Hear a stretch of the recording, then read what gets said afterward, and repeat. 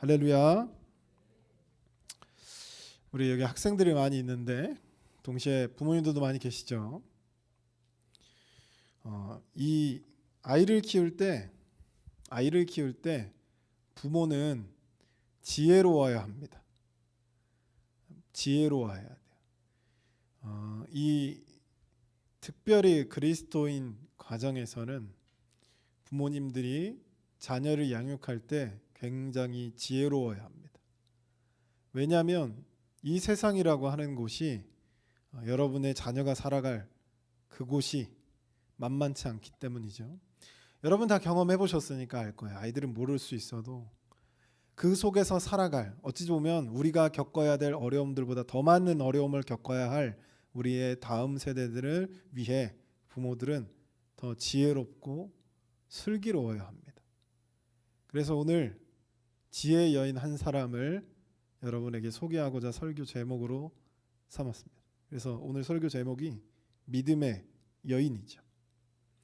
아무리 절망적인 상황 속에서라도 타개할 신앙, 그 상황을 타개할 지혜를 여러분이 가지고 있어야 합니다.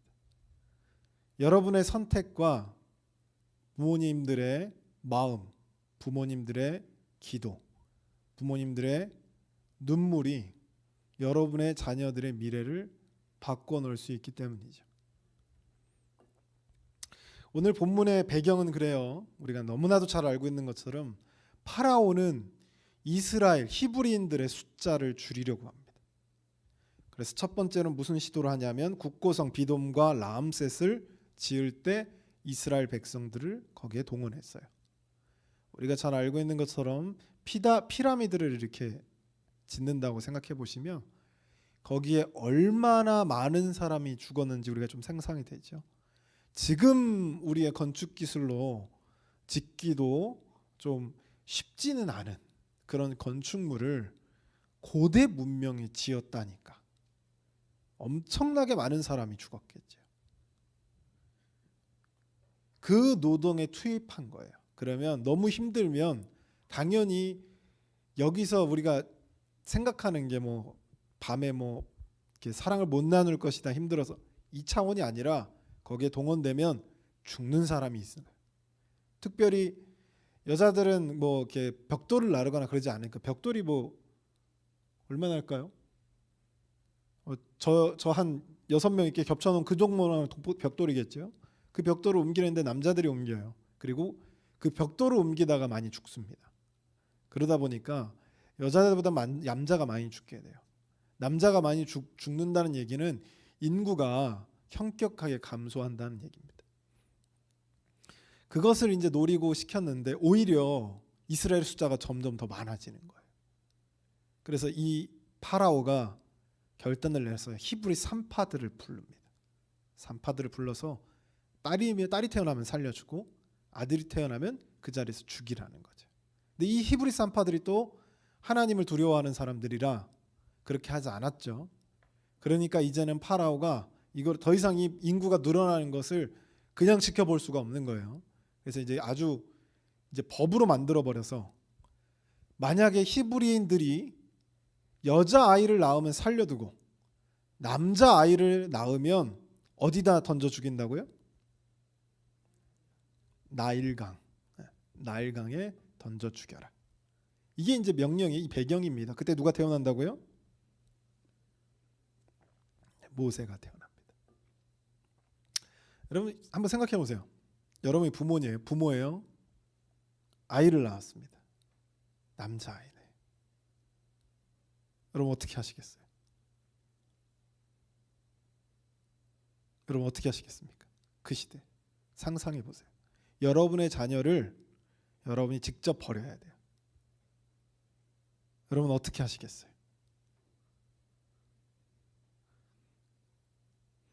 장현주 집사님은 찬미가 첫째니까 찬미가 남자로 태어나 버렸어요. 버려야 돼. 나일강에다.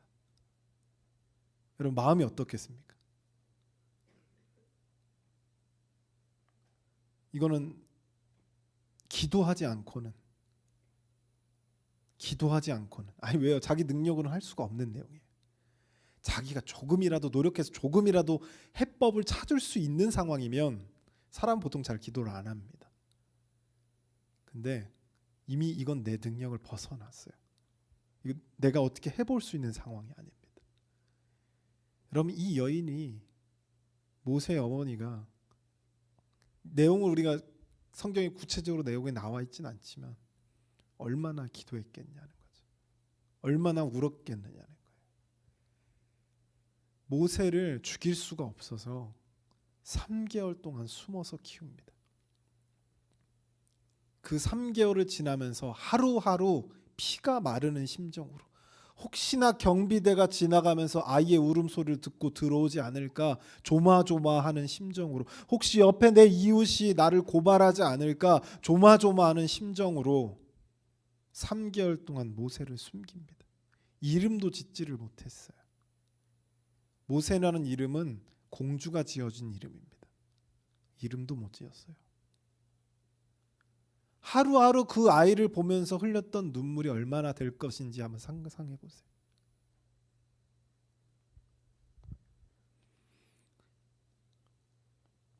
(2절에) 보면 그가 잘생긴 것을 보고 석 달 동안 그를 숨겼으나 라고 돼 있어요. 잘생겼다는 표현은 뭐 다른 표현이 아니에요. 뭐 아기가 뭐 잘생겨봐야 뭐 얼마나 제가 이번에 그 우리 열매를 제가 고통 속에서 이제 너무 힘들어요. 아니 여러분, 그 남자들의 노력을 무시할 게 아니에요. 저는 그냥 옆에서 구경만 하면 되는 줄 알았거든요. 그 배가 아프다 이게 모르겠어요. 그 제 아내가 고통에 좀 민감하신 분인지는 잘 모르겠으나 안 되겠대요. 그때가 몇 시였지? 저녁 11시였나 10시였나? 안 되겠대요. 이미 그 전에 오후에 한번 갔다 왔어요, 병원에. 그랬더니 거기서 아주 간호사 선생님이 아주 냉정하게, 아직 1cm밖에 안 열렸어요. 제가 그래요? 몇 cm나? 10cm요? 예? 아직이요? 그래서 갔어요. 이게 5분 주기로 진통이 오면 오세요. 아직 진통이 아닙니다. 그러는 거예요. 그랬더니 오면서 이거보다 더 아프면 어떡하지? 막 계속 그 얘기를 하는 거예요. 그래서 피 날 줄 알아. 피 나는데 말했는데 10시쯤 돼서 더 이상 못 참겠대요. 제 눈은 막 감기고 있는데 급하게 담임 목사님한테 연락을 했는데, 담임 목사님 9시면 주무시거든요. 연락을 안 받으죠. 그 다음 날 난 새벽기도 인도를 해야 되는데 우리 그 예명 청년한테 전화했어요. 내일 방송실 좀 봐. 방송실 좀 봐주렴. 담임 목사님한테 내가 얘기를 해놓을 테니. 그래서 어떻게 땜빵 해가지고 갔어요. 가서 그 새벽까지 이제 그거를 하는 거예요. 이제 언제 났냐면 아침 10시인가. 그러니까 이게 이제 피곤한 상태인 거고, 피곤하고 나서 아기를 낳은 상태에서 제가 이제 케어를 해줘야 되는 거예요. 그렇죠? 제가 피곤하면 무릎과 허리가 아파요. 진통제를 하루에 3개씩 먹었어요. 그러면서 케어를 하는 거예요. 고통 속에 낳은 거죠. 그 사모님은 자다 일어나니까 자다 일어나. 힘드셨겠죠. 네. 농담으로 하는 얘기입니다. 어찌됐든 잘생겼다. 아기가 이렇게 태어나면, 열매가 태어났는데 얼굴이, 그 아시는 분은 아실 거예요. 얼굴이 이제 저는 이제 대충 알아요. 애가 태어났는데 눈을 못 떠요. 눈이 부어 있죠. 눈이 부어 있고 얼굴도 부어 있고요. 그렇죠? 태어났는데 색깔도 그 살색이 아니잖아요. 약간 그 의사 선생님이 깜짝 놀랐는데, 의사 선생님이 개구리 드는 것처럼 이렇게 들어버리더라고요. 조금 기분이 좀 그랬는데, 하여튼 이렇게 애가 태어난 거 보면 잘생겼다 이런 느낌이 아니에요. 여러분 아시겠지만. 근데 여기서 히브리 언어에서 잘생겼다는 표현은, 여기서 외모가 잘생겼다는 게 아니라 건강하고 특별해 보였다는 거죠. 그 어머니들이 흔히 하는 그런 착각이 아니라, 우리 아이는 천재인 것 같아, 이런 착각이 아니라 정말 특별해 보였다는 거예요. 정말 달라 보였다는 거죠. 이렇게 힘들고 어려운 상황 속에서도 아이가 너무 건강하게 나온 거예요. 그래서 어머니의 눈에는 이 모세를 버릴 수가 없는 거죠. 이걸 이렇게 표현한 거예요. 그 아이가 너무 건강해서, 그 아이가 너무 잘생겨서 3개월을 숨겼다. 이렇게 표현한 겁니다. 그때부터 이제 이 어머니의 싸움이 시작됩니다. 하나님께 얼마나 눈물로 기도했을까. 하나님 제발 이 아이를 살려주세요. 하나님 제발 이 아이를 살려주세요. 몇 달이요? 3달. 이제 더 이상 숨길 수 없는 상태가 됐습니다. 그러자 이 어머니가 한 가지 결단을 내려요.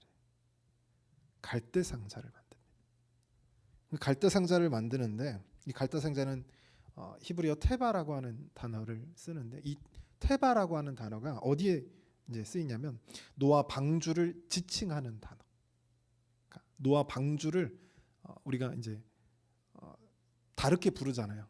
노아 방주라는 말을 다 쓰지 않고 다 노아 방주 또는 뭐 그 방주 우리가 방주라고만 해도 노아 방주를 알아듣는 것처럼 이 테라라는 말을 쓰면 히브리인들은 노아 방주가 떠오르는 거죠. 그래서 이 테라라고 하는 말 노아 방주를 떠올리게 하는데 그게 이제 이 갈대 상자였다는 거예요. 구원의 상징이죠. 죽어야만 했던 그 상황에서 없어져야만 했던 그 상황에서 그 누가 뭐라 해도 구원이 없는 그 상황에서 노아 방주가 만들어지는 거예요. 근데 그것이 무엇으로 만들어지냐면 갈대가 아니라 어머니의 믿음과 어머니의 기도, 어머니의 눈물로 만들어지더라는 거죠. 오늘 이야기를 좀 잘 들어보면 왜 어머니의 기도와 어머니 신앙, 어머니의 눈물로 이 방주가 만들어지는지 우리가 볼 수가 있어요. 이 어머니가 이 나무 상자에다가 갈대 상자에다가 역청과 나무진을 발라서 물이 새지 않도록 만들어요.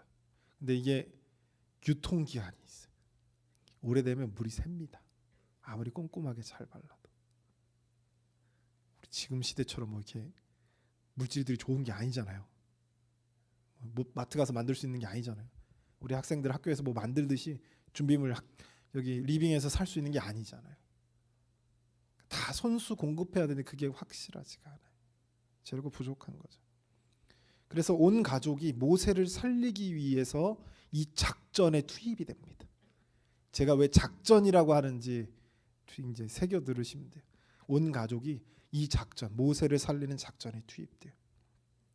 그리고 이 상자를요, 바로의 법대로, 바로의 법이 뭐였죠? 바로의 법이 뭔가요? 아들이면 나일강에 던져는 겁니다. 던져서 죽이는 거예요. 나일강에서 죽이는 거예요. 이 법을 지키는데 어떻게 지키냐면 갈대 상자를 만들어서 나일강에 던지는 거죠. 법을 어기지 않았습니다.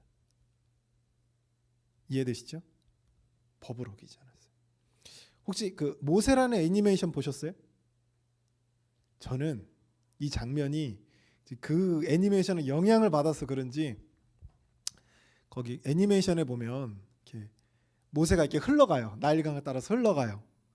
막 거기 악어가 막 이렇게 하마가 막 이렇게.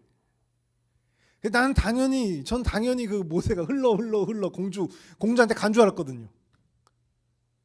근데 어느 날 한 3주 전인가 이 목사님 설교로 다른 목사님 설교로 듣는데 그게 아닌 거예요. 이상한 거예요. 그래서 이게 원어랑 이제 그 주석이랑 찾아보고 성경을 다시 보니까 그게 아니더라고요. 이런 게 조심해야 돼요. 그죠? 너무나 당연한 거예요. 당연한 줄 알았는데 아니었던 거죠. 그러니까 이 지금 바구니가 흘러 들어가서 공주의 손에 우연히 들어간 것이 아니라 바로의 딸이 목욕하는 곳에 일부러 갖다 놓은 거예요. 이해가 되시죠? 그래서 성경에는 우리 한글 성경에 뭐라고 되어 있냐면 더 숨길 수 없게 되매 그를 위하여 갈대 상자를 가져다가 역청과 나무진을 칠하고 아기를 거기 담아 어디에다 뒀냐? 나일 강가 갈대 사이에 두고. 어디에 뒀다고요? 갈대 사이. 여러분 갈대 사이에 두 보셨어요? 흘러가나요? 절대 안 흘러가요. 흘러간 게 아니라 거기다 흘러가 버리면 이 작전이 어떻게 흘러갈지 몰라요. 그러니까 갈대 사이에 두는데 대신에 어디다 두냐면 바로의 딸이 목욕하는 곳에 아기를 갖다 놓는 거예요. 이해가 되시죠? 자, 지금부터 제가 말하는 건 모세를 살리기 위해서 그렇게 노력하고 눈물을 흘리고 기도하고 신앙적인 고백과 하나님께 매달렸던 요게벳, 모세의 어머니의 이 과정, 3개월이라고 하는 이 과정 속에서 그녀의 머릿속에 갑자기 떠오른 번뜩이는 지혜, 그것이 여러분 모세를 살렸습니다. 이해되시죠? 자, 이 상황이 가만히 생각해 보면, 여러분 보통 공주는 어디서 목욕해요? 어디서 목욕하죠? 한강에서 이렇게 목욕하는 한강에서 목욕해요? 어디서 목욕해요? 우리 조선시대 왕들, 그 왕족들 어떻게, 아니 왕족들 안 가도 돼. 귀족들 어떻게 목욕했죠? 물 길러 왔잖아요. 어디서 샤워해요? 자기 그 목욕탕에서. 근데 여러분 그 이 이집트 문명에, 그렇죠, 피라미드를 짓는 민족이에요. 그 민족 수로가 있어요. 수로가 있다니까요. 그런 민족이, 공주가 나일강에 와서 씻어요? 여러분 이해가 되세요? 이해가 안 되는 행동이. 이 목욕은 어떤 목욕이냐면, 그냥 진짜로 이게 씻을 거였으면 집에서 씻었겠지. 근데 나일강으로 굳이 와야 되는 이유가 있습니다. 무슨 이유일 것 같아요? 무슨 이유야 된다. 나일강의 악어를 구경하고 싶을 건 아닐 거잖아요. 왜 와서 굳이 여기까지 와서 물을 잠그나는 거지. 이 행동은 종교적인 행동입니다. 그러니까 지금 이 공주가 종교적인 행위, 나일강, 그 이집트인들에게 나일강은요, 신이 몇 개나 있는지 몰라요. 나일강과 관련된 신이. 그러니까 이집트인들에게는 태양도 그렇고요, 나일강도 그렇고 그들에게 있어서 신성시되는 곳입니다. 그 나일강에 와서 뭔가 종교적인 행동을 보여주는 거예요. 우리가 예배를 드리듯이. 근데 그걸 누가 알고 있었다고요? 누가 알고 있었다고요? 요게벳이 알고 있었다. 여러분 아무것도 모르면, 세상이 어떻게 흘러가는지 부모님들이 아무것도 모르면 할 수가 없어요. 그래서 여러분이 구해야 될 건 우리 자녀가 공부를 잘하게 해주세요, 이게 아닙니다. 여러분에게 지혜를 달라고 하셔야 돼요. 그래서 이 정말 말도 안 되는 이 상황 속에서 모세를 살릴 수가 있습니다. 그럼 여러분 바로의 딸은 왜 이곳에 와서 종교적인 의식을 치르고 있을까요? 왜? 뭔가 신에게 구하고 있는 게 있겠죠. 지금 신에게 뭔가 빌고 있는 게 있는 거예요. 그게 뭐였냐면, 지금 현재 바로 왕이 있죠. 바로 왕이 아들이 없어요. 딸이 하나 있는 겁니다. 그래서 그 딸이 유력한 가문의 귀족과 결혼을 했어요. 근데 이 딸은 심지어 딸도 아니에요. 이 딸은 아예 자식이 없어요. 근데 그 상황에서 자기의 남편이, 그 귀족이죠, 남편이 이제 두 번째 부인을 들였는데 거기서 아들이 나온 거예요. 무슨 상황인지 아시겠죠? 자, 정통성은 그 바로의 딸에게 있어요. 왜냐하면 바로의 딸의 남편은 지금 파라오하고 피가 안 섞였어요. 자, 그런 상황에서, 딸밖에 없는 상황에서 그 딸도 아기를 못 낳는 거예요. 근데 이 딸의 남편, 미래 파라오가 될 사람이죠, 이 사람이 다른 여인을 통해서 이제 아들을 낳은 거죠. 그럼 현재 아빠죠. 아빠 파라오가 봤을 때 이거는 어쩔 수 없이 어디로 가게 되는 거예요? 왕의 족보가 남편 쪽, 그러니까 자기하고 전혀 피가 안 섞인 그쪽으로 흘러가게 생긴 상황. 정통성은 딸에게 있는데, 이게 상황이 이렇게, 그러니까 이 딸이 얼마나 멸시를 받았겠어요, 괄시를 받았겠어요. 그러니까 이 공주도 나름의 고통을 가지고 지금 나일강의 신에게 빌고자 나일강에 와서 의식적인 정결 예식을 하고 있는 거예요. 근데 그걸 누가 알았다고요? 누가 알았다고요? 요게벳이 그 상황을 다 알고 있었다. 그래서 우연히 이 바구니가 흘러 이 공주에게 간 것이 아니라 그 공주가 거기서 종교적인 의식을 정결 예식을 행한다는 것을 알고 거기다가 갖다 놓은 거예요. 불법입니까? 합법이죠. 파라오의 명령을 지켰어요. 그 상황에서 이 공주가 이 아이를 본 거죠. 울어버렸겠죠. 갈대사 있으니까. 애들은 보통 2시간에 한 번씩 밥을 먹는데 3개월 정도 100일 정도 됐다고 쳐도 4시간에 한 번씩은 6시간에 한 번씩 밥을 먹어야 되는데 그 이상 되면 무조건 울어버립니다. 그거 아니더라도 울어요. 근데 울어 제끼는 그 소리에 공주가 반응해서 그 아이를 데리고 그 아이는 누가 준 거예요, 여러분? 누가 준 거예요, 그 아이? 공주 입장에서 생각해 보세요. 아니 자기가 지금 몇 날 며칠을 여기서 기도하고 있는데 갑자기 애가 나왔어요. 거의 박혁거세급이죠. 누가 준 거예요, 이거? 나일강의 신이 준 거예요. 나일강의 신이 준 거라니까요. 그래서 데리고 와요. 그때 딱 기다리고 있던 누구? 이 작전이에요, 이거. 누가 기다리고 있었어요? 누나가 기다리고 있었던 거예요. 모세의 누나가. 이게 아마 로테이션으로 돌아가면서 감시했겠죠. 근데 누나 타이밍에 딱 걸린 거야. 큰일 날 뻔했어요. 왜냐하면 그 집에서 막내거든요. 어리버리를 탈 막내거든요.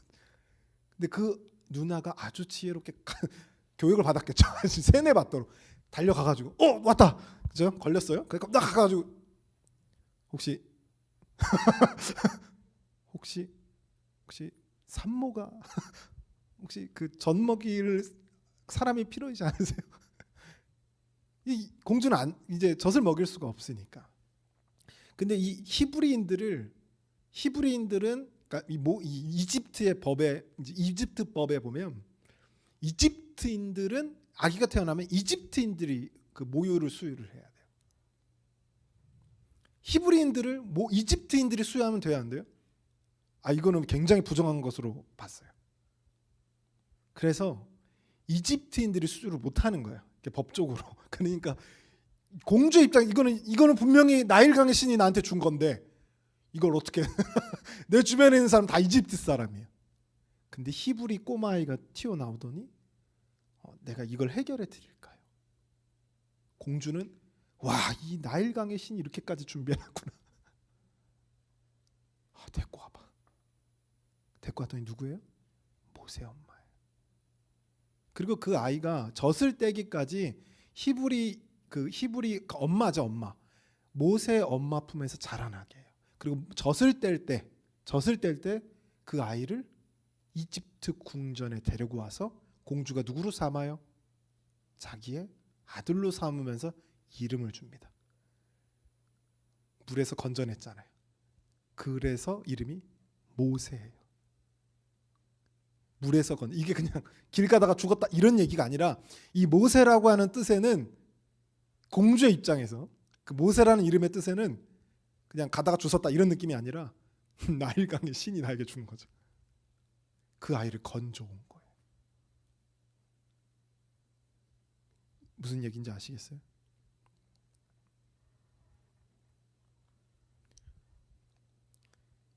이 모든 상황을 알고 있었던 어머니 요게벳, 모세를 살기 위해서 고군분투했던 가족들,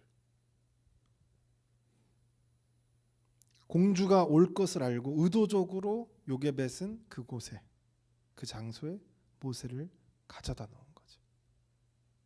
이 이야기 속에서요, 우리가 알 수 있는 몇 가지가 있는데 하나는 하나님의 사람은 지혜로워야 합니다. 정말 말 그대로 성경에 나온 말 그대로 뱀같이 지혜로워야 돼. 제가 학생들에게 해줬던 이야기가 있어요. 제 경험담이기도 합니다. 제가 결정적으로 이제 그 신학을 하면서 정말 피 터지게 공부를 했던 그리고 가능했던 이유기도 하죠. 그거는 하나님이 지혜를 주셨기 때문에 저는 우둔하고 말도 잘 못하고 여기에 서 있는다 생각조차도 못 해봤던 사람입니다. 아마 저 어렸을 때부터 봐왔던 사람들은 잘 알 거예요. 제가 누군가 앞에 서서 말할 수 있는 사람, 상상도 못했던 일이에요. 근데 어느 순간 하나님이 지혜를 주셨고, 저는 그렇게 생각합니다. 그 지혜를 가지고 있었기 때문에 그 당 저희 학교에 성적이 왔다 갔다 해요. 높은 사람 엄청 높고 낮은 사람 엄청 낮거든요. 그러니까 여기가 우리 교단이니까 온 거예요. 그러니까 저처럼 아버지 목사님이 이 교단 목사님이니까 얼떨결에 온 거예요. 성적은 높지만 온 사람이 많이 있단 말이에요. 근데 그 사람들이 공부를 해서 성적장을 나겠죠. 상위 1% 안에 다 들어갈 거예요. 근데 우둔한 제가 거기에 도전할 수 있었던 이유는 하나님이 주셨던 지혜라고 생각을 해요.